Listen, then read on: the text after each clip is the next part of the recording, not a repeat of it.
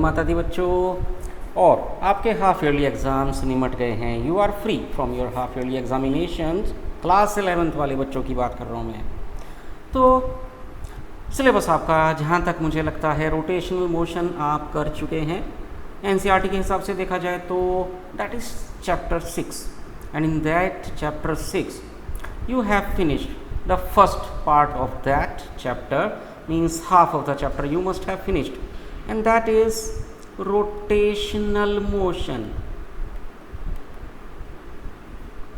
है ना? It must have been finished.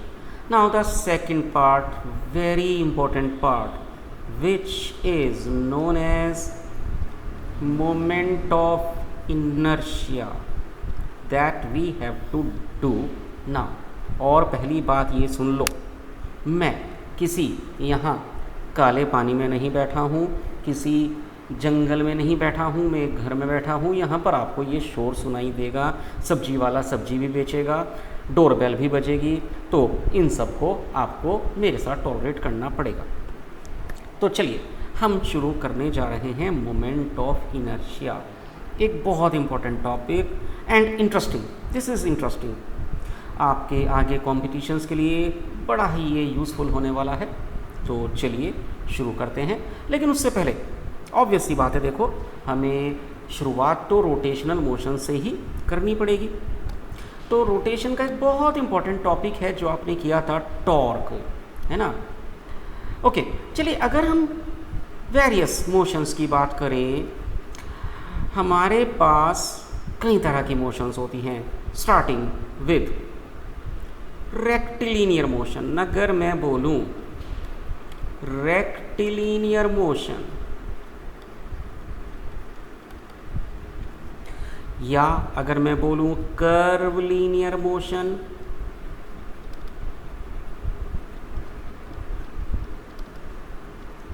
और circular motion, and finally if I talk about a rotational motion, तो इन सभी में हमको एक डिफरेंस पता होना चाहिए। Rectilinear motion straight line motion, है ना? सीधी लाइन में चले जा रहे हैं। पॉसिबल है ये मोशन? बताओ। अगर आप अपनी एक्टिवा पर, अपनी गाड़ी पर, अपनी बाइक पर चल रहे हो, कितनी दूर तक, कितनी देर तक चल सकते हो आप स्ट्रेट लाइन? बहुत ज़्यादा दूर नहीं चल पाओगे। आपको चेंज करनी पड़ेगी अपनी डायरेक्शन, आपको स्टीयरिंग घुमाना पड़ेगा, आपको हैंडल घुमाना पड़ेगा। हाँ, अगर मैं बात करूँ, एक बॉल ऊपर से मैंने ड्रॉप कर दी सीधी, इसकी मोशन कैसी होगी?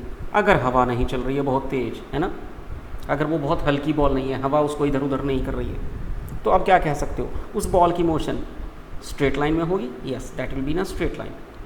और अगर ऊपर फेंके, यस, तब भी वो एक स्ट्रेट लाइन में होगी। कर्वलिनियर मोशन, जितनी जनरल मोशंस होती हैं, जनरल मोशन तो नहीं कहेंगे, वो गड़बड़ हो जाएगा, जनरल मोशन तो कुछ और होता है, अभी आगे बात करेंगे। तो जितनी भी आपकी प्रैक्टिकल मोशंस होती हैं, practically possible motion, over the road आप चल रहे हो अपने एक्टिवा पर, स्कूटर पर, बाइक पर, गाड़ी पर, तो वो आपकी कर्वलिनियर मोशन है। ऐसे ऐसे ऐसे ऐसे जिगजैग आप चलेंगे। देन सर्कुलर मोशन आपको पता ही है, उसमें मैं क्या बताऊँ, मोशन इन 2 डायमेंशन जब कर रहे थे आप प्रोजेक्टाइल मोशन में, तब आपने पढ़ा था ये, है ना? ओके, अब आते हैं रोटेशनल मोशन। तो यहाँ पर एक कन्फ्यूज़न हमारा हमेशा रहता है, what is the difference in circular motion and rotational motion. तो शुरुआत इससे करते हैं, इस डिफरेंस को हम क्लियर करते हैं क्या है। तो देखिए बेटा, एक ऑब्जेक्ट लेकर चलता हूँ मैं, suppose this is the object, इसका कोई फिजिकल साइज भी दिखा रहा हूँ मैं, कोई ना कोई इसका साइज है। अब हम क्या करते हैं, इस ऑब्जेक्ट से पास होने वाला एक एक्सिस इमेजिन करें, यदि हम, दिस इज द एक्सिस, और अब हम इस ऑब्जेक्ट को सेलेक्ट कर लेते हैं like this. So if I start rotating this object like this, दिख रहा है ना? नो, एक काम करते हैं, चेंज करते हैं, हमारा एनिमेशन थोड़ा गलत हो गया। एक काम करना चाहिए, हमको सेपरेटली ड्रॉ करना चाहिए, ऑब्जेक्ट सेपरेटली और axis separately, then it will be much more clear. Okay, now I bring this object here. मैं इस ऑब्जेक्ट को उठाकर इधर लाता हूँ. ओके, अब देखो बेटा, अब देखिए क्या हो रहा है. मैं इसको घुमा रहा हूँ गोल गोल. तो if the object is rotating means moving about an axis which is passing through anywhere within this body, it will be known as a rotational motion. This is rotation. लेकिन अगर हम क्या करें, अगर इस ऑब्जेक्ट को ऑन अ होल ऐसे घुमा दें about an axis which was passing through any point outside this object, now it will be a circular motion. I hope difference must be very much clear to you. ठीक है, तो आगे बढ़ सकते हैं. ओके, चलिए जी आगे बढ़ेंगे अब हम. तो हमें सर्कुलर मोशन और रोटेशनल मोशन का डिफरेंस बिल्कुल क्लियर हो गया. ओके, अब जरा हम शुरू करेंगे न्यूटन के फर्स्ट लॉ से. चलते हैं. लॉज ऑफ मोशन आप पढ़ चुके हो, है ना. तो what do you know about Newton's first law of motion, जिसका एक और भी नाम था. क्या था? Law of inertia. इनर्टिया, है ना. इनर्टिया कह सकते हो ना इसको, इंग्लिश है, कुछ भी बोल सकते हैं. इनर्टिया, तो यानी कि ये इनर्शिया जो बना है ये किससे बना है? ये इनर्ट वर्ड से बना है. इनर्ट, निष्क्रिय, जान नहीं है, चलता नहीं है, इनर्ट पड़ा है ना. तो लॉ ऑफ इनर्शिया में ये जो इनर्शिया था ये क्या था? That is the measure of mass of an object. देखो, आपको हम दो ऑब्जेक्ट देते हैं, स्मूथ सरफेस मानकर चलेंगे, फ्रिक्शन नहीं है. सपोज कीजिए एक ऑब्जेक्ट ये है हल्का फुल्का सा, मरा मुरा सा. दूसरा ऑब्जेक्ट ये है हैवी सा, खाते पीते घर का. तो इनमें से ये बताइए मास किसका ज़्यादा है? m1 और m2 की यदि मैं बात करूं, ऑब्वियस सी बात है m2 is more than m1. अब इनमें से इनर्ट कौन रहेगा ज़्यादा? फोर्स लगाएं यदि इस पर, तो अपनी पोजीशन में होने वाले चेंज को अपोज कौन करेगा ज़्यादा? ऑब्वियस सी बात है जो ज़्यादा इनर्ट होगा. इनर्ट कौन होगा ज़्यादा? जिसका मास ज़्यादा होगा. बस यही है लॉ ऑफ इनर्शिया. न्यूटन का फर्स्ट लॉ, ये दुनियादारी का लॉ है कि जितने ज़्यादा खाते पीते घर के आप होंगे ना, आप कुछ नहीं करने के, आप इनर्ट पड़े रहेंगे, पढ़ोगे भी नहीं. तो लॉ ऑफ इनर्शिया आप पर भी अप्लाई हो रहा है. पढ़ने कौन निकलेगा? ये वीडियो कौन देखने बैठेगा जिसको ज़रूरत है ना. तो उसकी पोजीशन में चेंज एकदम से होएगा. तो पोजीशन में चेंज नहीं होना करना चाहेगा ये m2, इनर्शिया ज़्यादा है इसका. So that was the inertia word. अब ये जो चैप्टर मैं यहाँ पर शुरू कर रहा हूँ, अभी सबसे पहले हमने देखा था कि चैप्टर का नाम था मोमेंट ऑफ इनर्शिया. तो देखो इनर्शिया वर्ड यहाँ पर आ रहा है ना, तो मुझे इसको इसी से रिलेट करना था, इनर्शिया. तो इनर्शिया तो मुझे पता है, inertia is the measure of mass. Now what is this moment of inertia? तो इसकी भी बात करते हैं. हम टॉर्क की बात अभी शुरू कर रहे थे ना कुछ देर पहले, फिर हम भूल गए उसके बारे में. तो रोटेशनल मोशन, देखो क्या होता था बेटा, कोई भी एक सिस्टम आप इमेजिन कीजिए, इसको फिक्स कर दीजिए इसके अंदर किसी भी एक पॉइंट पर. हमने एक बोर्ड लिया कोई भी किसी भी शेप का, और उसको दीवार पर फिक्स कर दो और उसको यहाँ पकड़ लो. एक पॉइंट पर पकड़ लिया और किसी दूसरे पॉइंट पर फोर्स लगाओ इस पर, तो क्या होगा? इस पॉइंट के अबाउट तो ये फिक्स हो गया ना, ये इसका एक्सिस बन गया, पिवोट पॉइंट बन गया.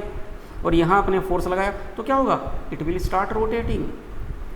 अब ये जो फोर्स आप लगा रहे हो, इसका लाइन ऑफ एक्शन पीछे तक खींच लो. इस पॉइंट से इस पर एक परपेंडिकुलर ड्रॉ करा लो. तो ये क्या कहलाया? R, perpendicular distance of the line of action of the force applied from the axis of rotation. तो टॉर्क जो कि रोटेशनल एनालॉग है ना, फोर्स का एनालॉग कहलाता है ये. तो टॉर्क का क्या फॉर्मूला था? R into F. Simple language में अगर हम देखें, वो Cartesian coordinate system, polar coordinate system, उसकी बात नहीं कर रहा हूँ, उसको भी भूल जाओ. एक सिंपल भाषा में बोलें तो टॉर्क क्या है? प्रोडक्ट है फोर्स का और जो परपेंडिकुलर डिस्टेंस है line of action of force का उस एक्सिस से, उन दोनों का एक प्रोडक्ट हमारा टॉर्क कहलाता है ना। तो टॉर्क का एक और भी नाम है बेटा, ये जो टॉर्क था ना, torque is also known as moment of force. ये याद रखना, ये बड़ी इंपॉर्टेंट बात है। टॉर्क का दूसरा नाम it is also known as moment of force. उसी तरह से अगर मैं और आगे बढ़ूं तो देखो, इस ऑब्जेक्ट को, ये जो रोटेट हो रहा है सिस्टम, इसको एक लीनियर वेलोसिटी भी मिलेगी, है ना, इसका कोई मास भी होगा, तो इसका एक लीनियर मोमेंटम भी बन जाएगा mv। तो अगर मैं लीनियर मोमेंटम p को भी इसी तरह परपेंडिकुलर डिस्टेंस से मल्टीप्लाई करूं, then I get angular momentum. तो ये टर्म थी एंगुलर मोमेंटम, और p का तो फॉर्मूला आपको पता ही है m इंटू v, तो हम इसको कह सकते हैं mvr, एंगुलर मोमेंटम। देखो, हमारे इस टॉपिक में, हमारी पढ़ाई में पहली तो बात ये, it is the simplest way.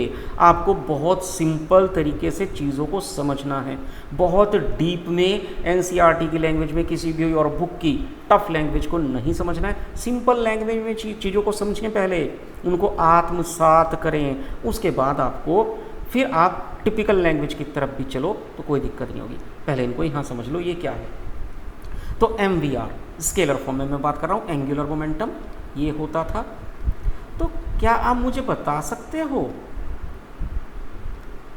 What may be the other name of angular momentum? बिल्कुल, इसी के ऊपर बेस्ड हम कह सकते हैं, it is also known as moment of momentum. तो क्या हमें एक चीज़ थोड़ी सी, एक यहाँ पर एक रिलेशन नज़र आ रहा है ट्रांसलेशनल मोशन, मतलब लीनियर मोशन और ये रोटेशनल मोशन में, कि जितनी भी फिजिकल टर्म्स जो रिलेट होती हैं आपकी ट्रांसलेशनल मोशन में, उनको जब रोटेशनल मोशन में लाया जाता है, उन फिजिकल टर्म्स के साथ यदि मोमेंट लगा दें, मोमेंट ऑफ, तो वो क्या बन जाती हैं? वो टर्म्स बन जाती हैं रोटेशनल मोशन की टर्म्स। तो जैसे कि moment of force is the torque, moment of momentum is the angular momentum. तो अब आ जाइए इनर्शिया पर। इनर्शिया क्या था? मेजर ऑफ मास, जो कि हमने पढ़ा था ट्रांसलेशनल मोशन में, लीनियर मोशन में। तो अगर रोटेशनल मोशन में हम इसका नाम जानना चाहेंगे तो क्या हो जाएगा? Moment of inertia. लो जी, कर लो स्वागत, आ गया आपका मोमेंट ऑफ इनर्शिया, हाजिर हो गया। ये हमें पढ़ना है मोमेंट ऑफ इनर्शिया। तो अभी तक के जो दो हमने पढ़े थे, इनको तो हमने प्रूव किया था। देखो, इसका भी एक बहुत बड़ा प्रूफ था, 5 नंबर में आता है। एंगुलर मोमेंटम का भी प्रूफ था, r into F, r into P, ये सब हम प्रूव कर चुके हैं, जो कि रोटेशनल मोशन में हो चुका है। तो इसका मोमेंट ऑफ इनर्शिया का सिंबलाइज्ड बाय I, तो इसका भी कोई फॉर्मूला होगा, ये भी हमें प्रूव करना है ना? इसको प्रूव नहीं करना है, ये याद रखिए। तो देखो बेटा, मोमेंट ऑफ फोर्स था force into R, moment of ये आपका जो था मोमेंट ऑफ मोमेंटम था आपका मोमेंटम यानी कि mv इंटू आर। तो मोमेंट ऑफ इनर्शिया, इनर्शिया क्या होता है? मास, तो वो भी होना चाहिए m इंटू आर। नहीं, अब यहाँ थोड़ी गड़बड़ हो गई, ये m इंटू आर नहीं है प्योरली, ये है m इंटू आर स्क्वायर।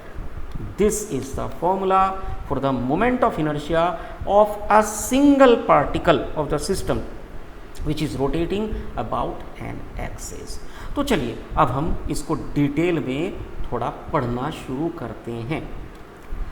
मान लीजिए हमारा ये एक प्लेन है, कार्टेशियन प्लेन मान लेते हैं, एक एक्स एक्सिस भी बना लेते हैं, वाई एक्सिस भी बना लेते हैं, जेड एक्सिस भी दिखा दो, वैसे कोई ज़रूरत नहीं थी इसकी। और यहाँ ये एक सिस्टम रखा है ऐसे, ठीक। इस सिस्टम में देखो, सिस्टम आपको पता है ना, what is a system? System is a group of particles, बहुत सारे पार्टिकल्स अगर हैं। और रिजिड सिस्टम भी आप पढ़ चुके होंगे, रोटेशनल मोशन जो पढ़ा होगा। रिजिड सिस्टम किसको कहते हैं? जिसमें इंटर पार्टिकल सेपरेशन चेंज ना हो सकता हो, उसे कहते हैं रिजिड सिस्टम। तो हम यहाँ पर बात कर रहे हैं रिजिड सिस्टम की। इस वाई एक्सिस के अबाउट ये रिजिड सिस्टम मान लीजिए घुमाया जा रहा है गोल गोल। इसका पहला पार्टिकल है जिसका मास है m1 और जिसकी दूरी है r1। From the axis about which it is being rotated. अच्छा, अब आज का ये हमारा पहला लेक्चर है जिसको मैं अपलोड करूँगा। आपको डेली लेक्चर यदि चाहिए तो प्लीज़ चैनल को सब्सक्राइब कर लेना, ठीक। सिंपल भाषा में बोल रहा हूँ, मुझे वो यूट्यूबर्स की वो लैंग्वेज नहीं आती कि किस तरह से वो कहते हैं बेल आइकॉन और लाइक वगैरह, लेकिन करना आपको सब वही है, मेरे कहे बिना कर लीजिए। और ये बहुत सिंपल लैंग्वेज में आपकी पूरी फिज़िक्स में यहाँ पर कराऊँगा।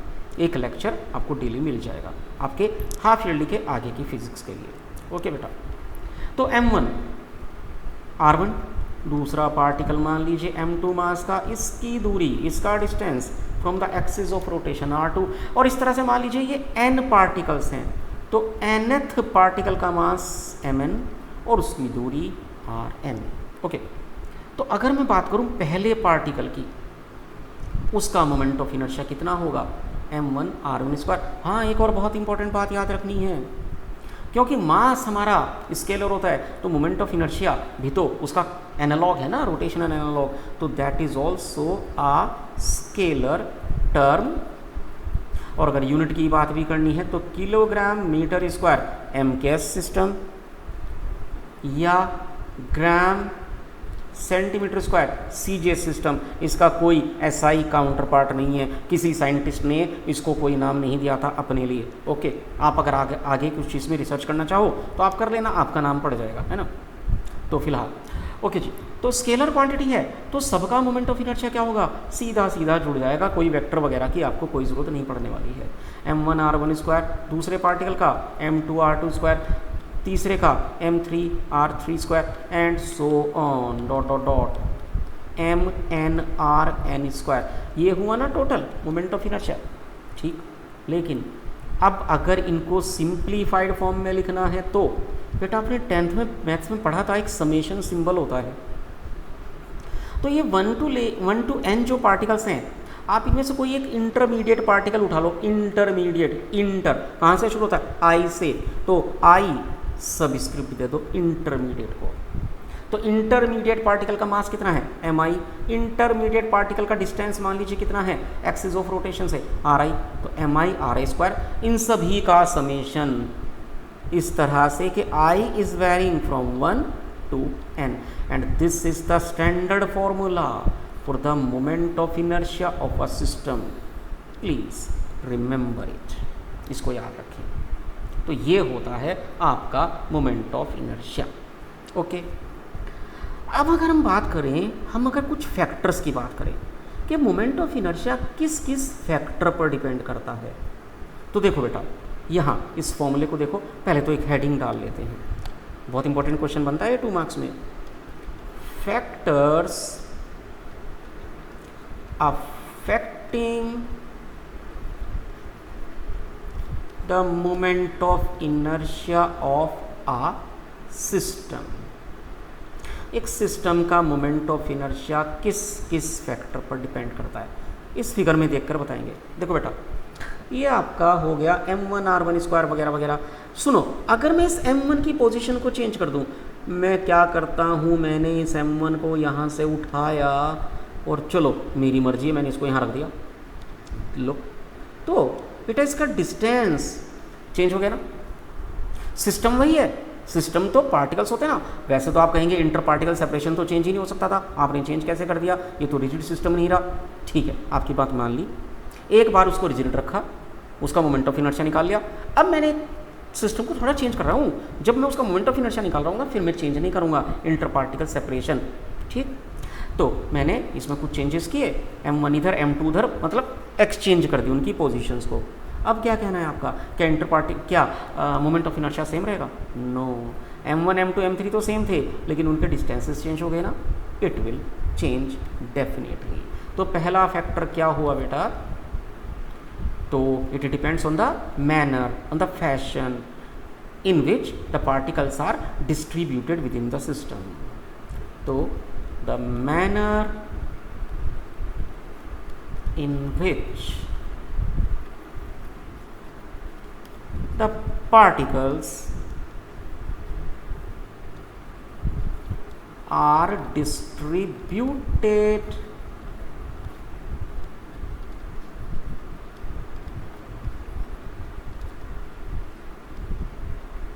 विद इन द सिस्टम पहला फैक्टर, एक काम करूँ चश्मा लगा लूँ, बुरा मत मानना है ना, थोड़ा रिफ्लेक्शन कम मिलेगा मुझे। ओके हाँ, the manner in which the particles are distributed within the system. Okay second देखो बेटा ज़रा, सेकंड क्या दिख सकता है यहाँ पर आपको, ज़रा देख कर बताओ। एक्सिस, अगर मैं वाई एक्सिस के अबाउट ना रोटेट करके इसको एक्सिस के अबाउट रोटेट करने लगूँ, अब बताओ क्या होगा? चेंज हो गया, सभी कुछ चेंज हो गया, हर पार्टिकल का डिस्टेंस ही चेंज हो गया है ना एक्सिस से। तो सेकंड फैक्टर आपका the choice of axis of rotation उस पर भी डिपेंड करेगा। ठीक है बेटा, तो ये हमारा moment of inertia introductory finish हुआ। इसमें हमारी एक टर्म आती है, हेडिंग डाल लीजिए, रेडियस ऑफ जाइरेशन। ये जो जाइरेशन वर्ड है ना बेटा, it is a synonym of rotation, तो मतलब रोटेशन ही है एक तरह से, ये रेडियस ऑफ जाइरेशन के इसका सिंबल होता है। तो अब ये क्या चीज़ है भाई? देखो बेटा, हमने पिछले चैप्टर में रोटेशनल मोशन में पढ़ा था कि हर सिस्टम का एक सेंटर ऑफ मास भी होता है, तो इस वाले का भी कोई सेंटर होगा, सीएम साहब होंगे इसके भी, है ना, तो उनका भी कोई डिस्टेंस होगा from the axis of rotation, तो बस वही है रेडियस ऑफ जाइरेशन। तो यदि हर पार्टिकल का अलग अलग मोमेंट ऑफ इनर्शिया निकाल कर उन सब का अलजेब्रिक सम लेने के बजाय यदि हम क्या करें, पूरे सिस्टम का मास m सेंटर ऑफ मास पर मान लें और उसके दूरी निकाल लें k एक्सिस से, तो वो जो k कहलाता है वो कहलाता है रेडियस ऑफ जाइरेशन। और अब मोमेंट ऑफ इनर्शिया m मानकर और k मानकर m के स्क्वायर बनेगा, दैट विल रिमेन सेम, यही है रेडियस ऑफ जाइरेशन। तो हेडिंग बड़ी सिंपल सी बनती है, लेकिन थोड़ा सा डेरिवेशन में ध्यान रखना पड़ेगा हमको। तो हेडिंग क्या बनती, डेफिनेशन क्या बनती है, it may be defined as. देखो बेटा, आपको नोट्स ऐसे मिलेंगे यहाँ, बस इनको आंख बंद करके, नहीं आंख बंद करके कैसे लिखोगे, आंख तो खोलनी पड़ेगी, हाँ मतलब कहते तो ये है ना कि आंख बंद करके, तो आप इनको अपनी नोट्स कॉपी में लिख लो, उसको क्लास में ले जाओ, स्कूल में ले जाओ, टीचर से चेक कराओ, ये कहकर के सर आप ही का तो है, क्लास वर्क की तो है, कोई नहीं देखेगा। और आपके फाइनल प्रिपरेशन में भी यही काम में आना है, सब कुछ एग्ज़ाम्स तक, आपके कंपटीशन तक, ये परफेक्ट बस इतना ही है, इससे ज़्यादा कुछ नहीं और इससे कम भी कुछ नहीं। तो radius of gyration, it may be defined as the distance of center of mass of a system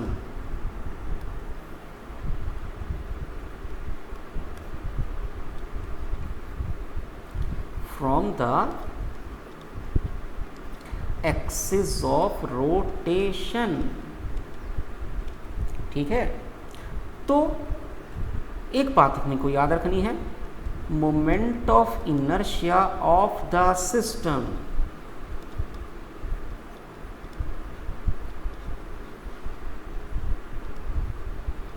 it remains same taking this radius of gyration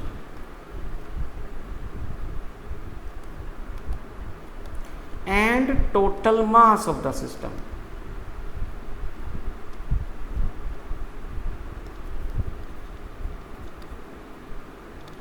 मतलब मैं क्या कहना चाह रहा हूँ कि यदि मोमेंट ऑफ इनर्शिया के लिए मैं कैपिटल M जो कि पूरे सिस्टम का मास होगा और रेडियस ऑफ जाइरेशन k स्क्वायर, अगर मैं ये ले लूँ तो ये वही है जो भी पीछे हमने समेशन की टर्म्स में फॉर्मूला बनाया था ना, ये वाला, means it will remain same, summation of m ith r ith square i is varying from 1 to n, ये सेम रहेगा। और इसी के ऊपर बेस्ड अब हम एक फॉर्मूला ऑब्टेन करेंगे रेडियस ऑफ जाइरेशन का, और वो फॉर्मूला बड़ा इंपॉर्टेंट होगा, उससे एक नई टर्म हमको मिलेगी जो आपके आगे चलकर भी काम में आएगी, 12th में भी, केमिस्ट्री में भी वो टर्म काम में आनी है, बड़ी इंपॉर्टेंट टर्म हमको आज मिलेगी। और आज की क्लास में काम वहीं तक का रखेंगे, बस आज का यही हमारा एम रहेगा, टॉपिक रहेगा। ओके, तो देखो बेटा, उस डेरिवेशन के लिए हम एक काम करेंगे, थोड़ा सा सिंप्लीफाई करेंगे। If we assume all the particles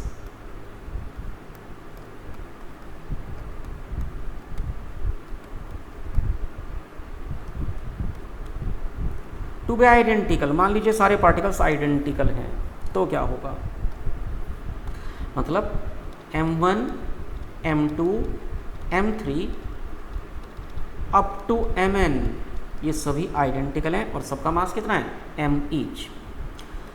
तो बेटा एक बात बताइए, मोमेंट ऑफ इनर्शिया का फॉर्मूला क्या हो जाएगा, समेशन हटा दो, खोल दो उसको फिर से, क्या था m1r1 स्क्वायर, तो mr1 स्क्वायर, डिस्टेंसेज अलग अलग ही हैं, वो सेम नहीं है, m2r2 स्क्वायर की जगह mr2 square plus dot dot dot plus mrn square. So what can I do here, I can take this m as a common out, leaving behind r1 square plus r2 square plus dot dot dot plus rn square. Okay, अब total mass of the system क्या होगा, m1 plus m2 plus dot dot dot plus up to mn, यानी कि कितने हो गए m plus dot dot dot up to m, यानी कि n टाइम्स ऑफ m, है ना। तो अब मोमेंट ऑफ इनर्शिया का फॉर्मूला m के स्क्वायर भी तो होता है, और कैपिटल M की जगह n into small m into k square, that is equation 1, this is equation 2। क्या कीजिए, दोनों को इक्वेट कर दो, equating 1 and 2,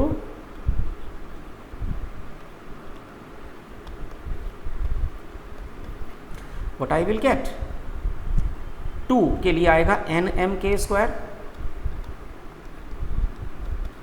is equal to 1 के लिए ये सब तामझाम m bracket r1 square plus r2 square plus r3 square plus dot dot dot plus rn square. What happens to this m, लिया तो k स्क्वायर क्या बना, r1 square plus r2 square plus dot dot dot plus rn square divided by n, और finally radius of gyration क्या हो गया, square root of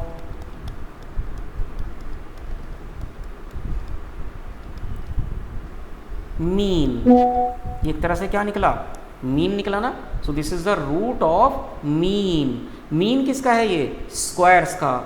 so this is the root of mean of squares of distances. एक काम करूं यहाँ पर, अगर मैं इन कुछ चीज़ों को हटा दूं, लो हटा दिया, मेरी मर्जी है, कोई दिक्कत नहीं। ये क्या दिख रहा है आपको, RMS, लो जी, ये वो नया शब्द है, नया वर्ड है जो मैंने कहा था बड़ा इंपॉर्टेंट मिलने वाला है आपको। तो क्या डेफिनेशन बनी रेडियस ऑफ जायरेशन की, it may be defined as the RMS distance of all the particles from the axis of rotation. RMS distance full form root of mean of square distance of distances, root of mean of squares of distances, RMS distance. Okay, hence radius of gyration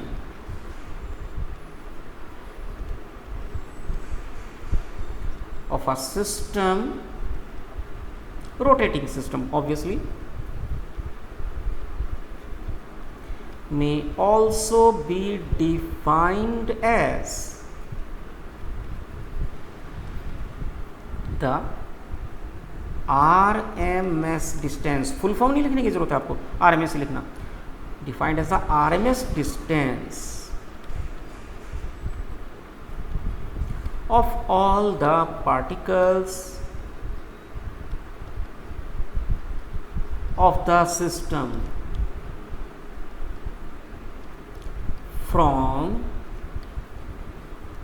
the axis of rotation, and that's all. तो इतना रखें, पहली class थी हमारी ये, थोड़ा रखें, छोटा रखें, समझ भी आएगा, है ना। इसको फर्दर हम आगे कंटिन्यू करेंगे अगर आप लोगों का प्यार मिलता है, आप लोगों की पहचान मिलती है, लाइक मिलता है, ओके, मोटिवेशन मिलता है, तो मैं इस काम को आगे कंटिन्यू करूँगा। ठीक, आपकी पूरी आगे की हाफ ईयरली के बाद की पूरी फिजिक्स मैं आपको करवा दूँगा विद न्यूमेरिकल्स। मैं थ्योरी ख़त्म होने के बाद मैं न्यूमेरिकल्स का भी एक एक वीडियो बनाऊँगा, जितने भी न्यूमेरिकल्स आपके लिए इम्पोर्टेंट हैं। Thank you.